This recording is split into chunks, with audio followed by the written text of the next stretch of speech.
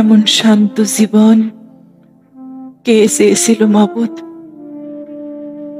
উৎসবে আনন্দ লাগে না, শোকে কান্না আসে না, আঘাতে দুঃখ লাগে না, দুঃখে অবাক লাগে না। 22 গজ নিচে নলকূপের জলের মতো এমন শান্ত জীবন তো চাইনি কখনো। আমারে নদীর জলের মতো বানাইতে পারতা, বাতাসে ঢেউ হইতাম, মানুষ আসতো, দেখতো, জোয়ার ভাটার মতো খোঁজ খবর নিত।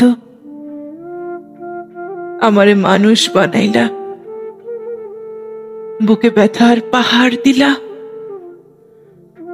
শুধু